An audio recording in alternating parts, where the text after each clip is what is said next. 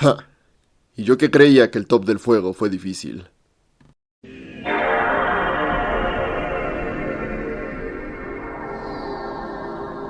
Bienvenidos a la cuarta parte de la saga de los elementos.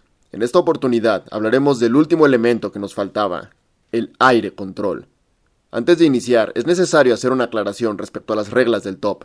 Con los tres elementos anteriores, dijimos que no hablaríamos ni de avatares ni de maestros que no aparezcan en alguna de las dos series animadas.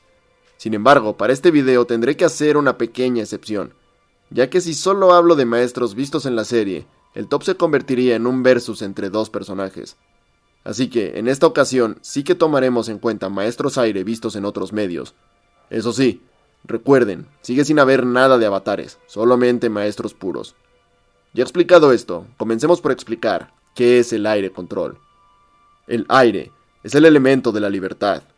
Los monjes se desligan de las preocupaciones mundanas para encontrar paz y libertad.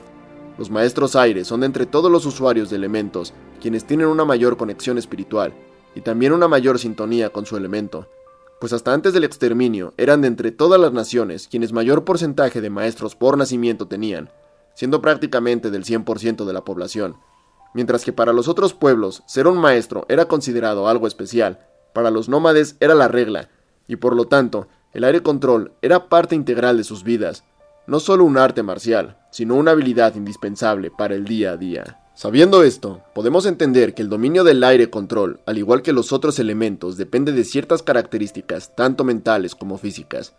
Siendo lo opuesto de la tierra control, mientras la tierra requiere de una mente sólida, el aire necesita de la capacidad de pensar de forma creativa. Y esta mentalidad se refleja en los movimientos físicos necesarios para ejecutar las técnicas. De nuevo, mientras que un maestro tierra debe mantener una postura firme y chocar de frente con el adversario, el maestro aire debe mantenerse en constante movimiento y ser capaz de cambiar su dirección al encontrar resistencia. Si observamos las peleas donde se usó este elemento, rara vez se hacen ataques directos. Por el contrario, se suele valer de esquives y contraataques para utilizar la fuerza de su oponente en su contra. Por lo que el maestro aire necesita de agilidad tanto mental como física. Y como un punto extra, hemos visto que una mayor conexión espiritual permite desarrollar algunas técnicas especiales que si bien no funcionan tal cual con aire, hasta donde sabemos son exclusivas de los maestros aire, por lo cual es de suponer que una buena conexión espiritual puede mejorar el poder de un maestro aire. Una vez explicado esto, podemos comenzar. La persona que nos abre las puertas al top con el número 9 es Kai, el niño ladrón del reino tierra que obtuvo poderes durante la convergencia armónica. He visto a muy poca gente hablar de este chico, pero veamos. A tan solo unas semanas de haber obtenido sus poderes, ya los manejaba con total naturalidad, siendo capaz de burlar a múltiples maestros e incluso derrotar un par de Dai Li, así como al cazador de bisontes en combate singular. Kai fue también el único que logró superar con éxito los circuitos de entrenamiento de Tenzin, y su hazaña más notable es cuando se enfrentó a Pei Li, y aunque es verdad que no logró ganar este encuentro, también es cierto que pudo sobrevivir a un impacto directo de un maestro combustión usando una barrera de aire control. Esto ya es de por sí notable, pero es todo mucho más impresionante si pensamos que Kai no llevaba ni 2 meses utilizando sus poderes y no tenía ningún conocimiento del elemento, sino hasta que se unió a Tenzin y su gente.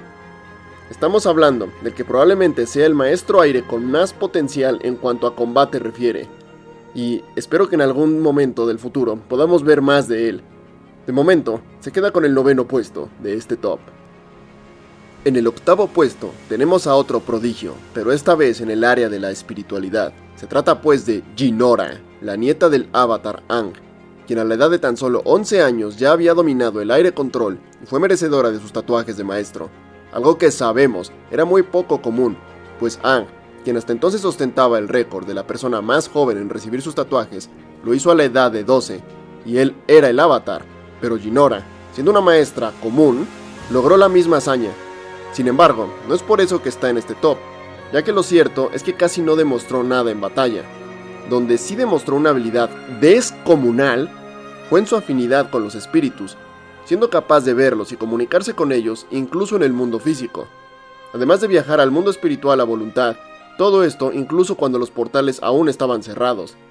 Y la que probablemente fue su habilidad más interesante era la proyección astral, que le permitió ver lo que ocurría en lugares lejanos, así como comunicarse con otras personas de manera instantánea. La fuerza espiritual de Jinora era tan grande que fue capaz de repeler al mismísimo Bato durante algunos momentos, y todo esto, insisto, con tan solo 11 años. Considero que aunque Kai posee un mayor talento para la batalla, Jinora lo supera en el campo espiritual, además de poseer una mayor experiencia con el elemento, y por lo tanto creo que saldría vencedora en un hipotético enfrentamiento entre los dos. En el futuro, Jinora probablemente acabará superando a varios maestros del ranking, pero como no hemos visto nada de su vida adulta, pues por ahora queda con el 8º puesto del top. Pasando al 7º puesto, tenemos a alguien que no aparece en las series, sino que proviene de uno de los tantos libros de este universo. Se trata de Ryo-Shon, una maestra proveniente del Templo del Oeste que vivió en tiempos del Avatar Roku. Era conocida por ser una talentosa maestra, pero la razón por la que se encuentra aquí es porque, sumado a sus poderes, conocía las técnicas del bloqueo de chi, el mismo estilo de pelea usado por Tai Li para neutralizar el control elemental. Y no hace falta pensar mucho para darse cuenta de lo que esto significa. Tan solo imaginen, si este arte marcial, que se basaba en movimientos ágiles y rápidos, por sí solo ya le permitía a un no maestro medirse con gente de la talla de Katara, era además combinado con aire control, un elemento que sabemos potencia precisamente la velocidad y la agilidad. Esto convertía a Ryo-Shon en una amenaza para cualquier maestro en el mundo. Veloz, precisa y probablemente la persona más ágil de la historia. Esta combinación de habilidades le otorgan indudablemente el 7º puesto de este top. En el 6º puesto tenemos a un personaje proveniente de los libros de Kyoshi, que particularmente me parece muy interesante. Se trata de Kelsang, el tifón humano. Fue un monje del sur, quien, a pesar de no poseer ningún poder único, las proezas que realizó en vida nos indicaban que debió ser un verdadero titán del elemento. Él fue quien enseñó aire control al avatar Kuruk. Sin embargo, dicho avatar murió a corta edad, y tras esto, fue Kelsang el encargado de mantener la paz en las 4 naciones. Es decir, durante años, un maestro común cumplió con las responsabilidades de un avatar. Y esto ya por sí solo debería ser más que suficiente para demostrar el enorme poder que este hombre poseía. Pero su hazaña más notable fue cuando se enfrentó a una flota entera de piratas, y él solo logró diezmarla, ganándose así el apodo del tifón humano. Aunque por desgracia, también se ganó la excomunión por los monjes aire, pues Kelsang no dudaba en arrebatar la vida a aquellos que amenazaban el equilibrio y la paz. Kelsang fue también el responsable de encontrar y criar como a su hija al próximo avatar, la mismísima Kyoshi. No me extiendo más, porque me gustaría dedicarle un video entero a este personaje, pero de nuevo repito, se trata de un maestro común que llegó a ser tan poderoso que por años desempeñó el papel que le tocaba al avatar, manteniendo la paz y el equilibrio, y por esa sola proeza lo considero más que digno del 6º puesto de este top. Y llegando al 5º puesto, tenemos a uno de mis personajes favoritos del universo expandido de Avatar.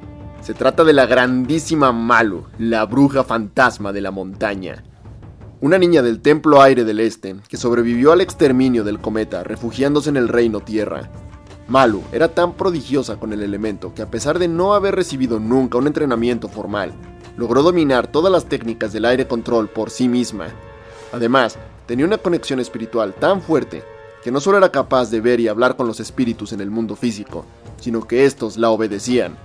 Malu podía también crear una proyección astral de sí misma, al igual que Jinora, y por si fuera poco, ella misma desarrolló algunas técnicas nunca antes vistas, pues era capaz de manipular las corrientes de aire para crear sonidos desde fuertes estruendos que aturdían a sus enemigos hasta agudos silbidos que dañaban los tímpanos de quienes lo escucharan.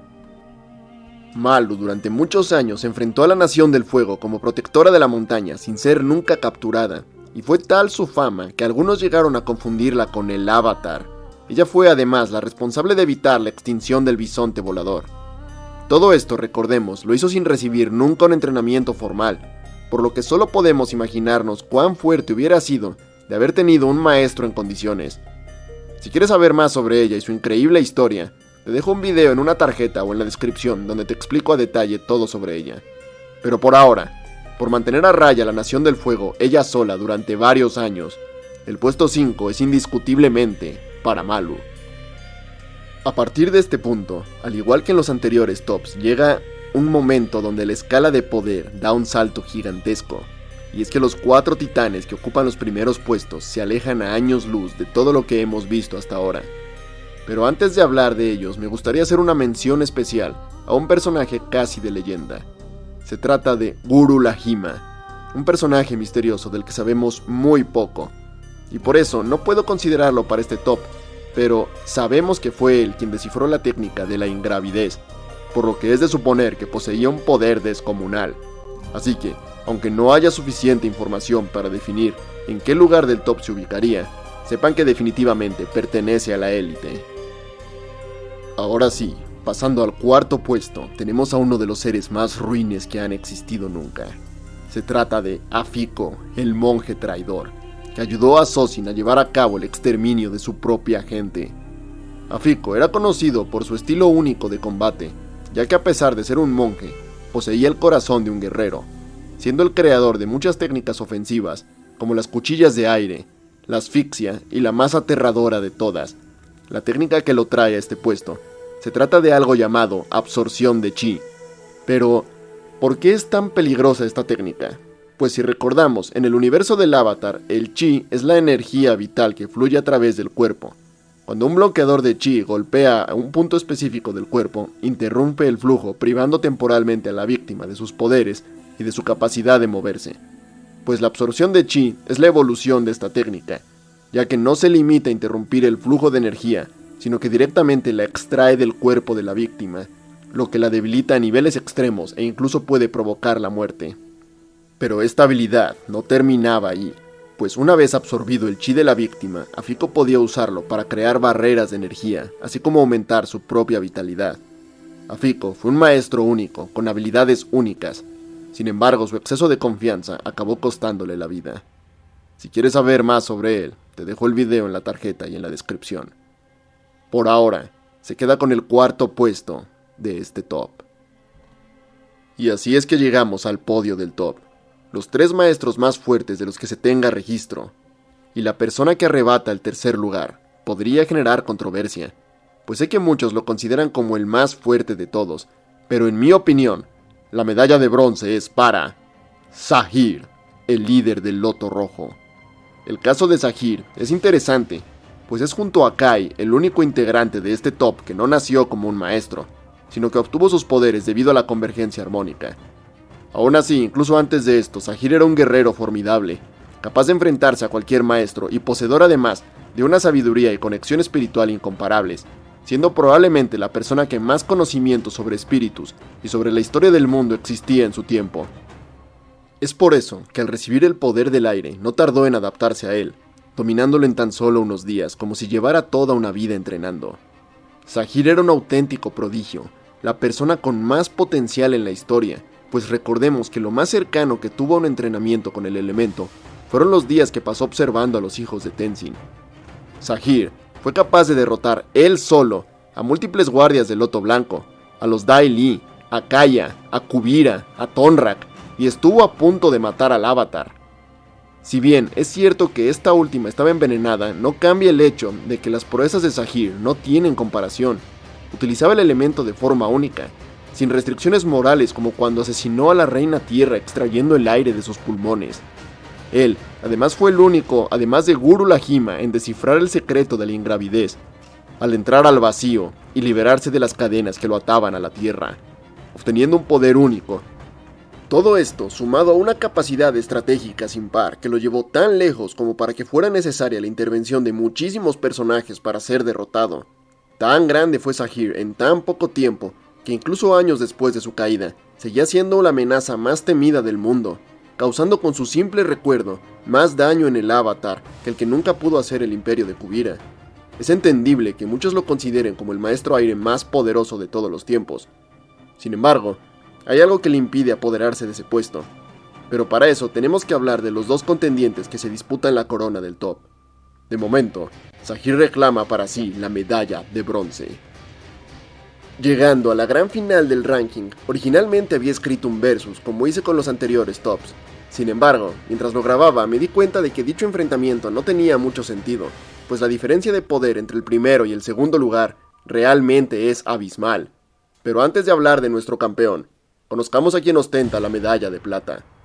Se trata del mismísimo Tenzin, el hijo de Aang, y para muchos el mejor personaje en la leyenda de Korra. En las primeras temporadas no vimos nada demasiado impresionante, aunque vale la pena resaltar que fue el primero en lograr conectar un golpe a Amon, y aunque tuvo varias otras escenas de combate, no tiene sentido hablar de ellas, porque la verdadera hazaña que lo pone aquí ocurre en la tercera temporada.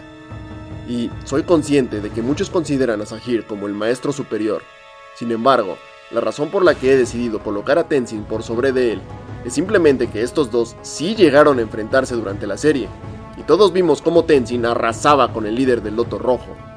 Es decir, hasta este punto de la serie, Saheer venía aplastando a todo el que se le ponía enfrente, pero cuando le tocó medirse con un auténtico maestro aire, Tenzin barrió el piso con él. Esta fue la única vez que vimos al líder del Loto Rojo luchar a la defensiva. No solo retrocedía, sino que en toda la pelea no fue capaz de conectar un solo ataque en contra de Tenzin, mientras que por su parte, Tenzin no falló ni un golpe, y únicamente cayó derrotado, porque Saheer recibió ayuda de sus compañeros, y aún con esas, Tenzin logró sostener durante unos momentos una pelea en contra de los 4 miembros del Loto Rojo, al mismo tiempo, siendo la única persona que lograría semejante hazaña. Además de esto, sabemos que Tenzin participó en la primera batalla contra el Loto Rojo cuando intentaron secuestrar a Korra siendo niña. Está confirmado que Toph luchó contra Saheer en aquella ocasión, así que podemos suponer que a Tenzin le tocó medirse con cualquiera de los otros 3. Y fuera quien fuera, Tenzin lo derrotó, por lo que no cabe duda de que Tenzin, a pesar de ser un hombre de paz que prefería evitar el combate, era una auténtica bestia al momento de pelear. Y de hecho considero que para el final de la leyenda de Korra, Tenzin era probablemente el maestro control más poderoso solo por detrás de Toph y la propia Korra. Y por eso se gana por derecho propio el lugar como el segundo mejor maestro aire de todos los tiempos. Ahora, luego de todo lo ya visto, ¿quién podría estar en el primer puesto? Tal vez algunos pensarán que se trata de alguien que no apareció en las series, pero lo cierto es que sí lo hizo, y la verdad es que solo conocemos una única hazaña de este personaje, pero dicha hazaña es tan monstruosa que es imposible ignorarla, y mientras más la analizo, más me doy cuenta de cuán bestial es. Sé que esta decisión podría ser polémica, debido a la gran cantidad de especulación en torno a ella, pero permítanme explicar mis razones. No demos más rodeos y conozcamos al rey de este top. Se trata del monje Gyatso, el mentor de Aang. Y tal vez muchos crean que me he vuelto loco, pero veamos, ¿por qué un personaje que apenas se apareció llegó hasta aquí? Bueno, es cierto que Aang se refirió a él como el más grande maestro aire de todos los tiempos, pero esto puede ser solo cosa de un niño alabando a su maestro. Sin embargo, Gyatso demostró estar a la altura de su reputación. Era miembro del Alto Consejo de los Monjes, lo que ya de por sí indica una elevada capacidad. Pero el evento que lo pone aquí es el cómo murió. Sabemos que Gyatso murió durante la invasión del cometa, pero hay una peculiaridad en esto. Cuando vemos su cadáver, junto a él también, vemos al menos una docena de soldados del fuego muertos. Soldados que estaban potenciados por el cometa de Sozin. Esto es lo que un único maestro fuego puede hacer con el cometa. Aquí habían al menos 12 de ellos en un espacio cerrado. Y Gyatso, antes de caer, se los llevó a todos con él. Y quién sabe a cuántos más habría acabado antes de esta batalla. Pero ¿saben qué es lo más impresionante? Si se fijan en los restos del monje, no hay rastro alguno de fuego. La ropa se ve desgastada por el paso del tiempo, pero no tiene señales de haber sido quemada, y tampoco hay residuos de ceniza alrededor. Estos 12 soldados, potenciados por el cometa, no pudieron ni tocarlo. ¿Cómo hizo Gyatso para lograr esto? Lo cierto es que no lo sabemos. Teorías hay muchas. Una que me gusta bastante es esa que dice que el monje expulsó todo el aire del área creando un vacío gigante. Sin oxígeno, no hay fuego, y tampoco hay respiración, lo cual acabó en la muerte de todos los involucrados, incluido él mismo. En cualquier caso, sin importar cómo lo logró, el caso es que lo hizo. Y la pregunta que lo define como el ganador de este top es: ¿Tenzin o cualquiera de los otros habrían podido hacer lo mismo? Y de hacerlo, ¿habría podido sobrevivir o también habría perecido en la batalla? Sabiendo que Tenzin podía enfrentarse él solo a todo el Loto Rojo, y sabiendo que ellos eran los maestros más poderosos del mundo en aquel momento, es lógico pensar que podría lidiar con algunos maestros potenciados. Sin embargo, también es cierto que aunque logró mantener la pelea, no duró demasiado en contra de los 4 antes de caer derrotado, por lo que podemos suponer que tenía ciertos problemas al enfrentarse con una multitud. Eso sin mencionar que las hazañas de Tenzin fueron llevadas a cabo entre sus 40 y 50 años, mientras que Gyatso hizo lo que hizo aproximadamente a sus 80 años. Por lo cual, considero que a diferencia de otros tops, aquí no hay un análisis real que hacer. Lo hecho por el monje Gyatso es simplemente demasiado. Tanto que probablemente ni siquiera fue considerado por los creadores al momento de dibujar la mítica escena. Pero ahora ha quedado así y no hay más que decir.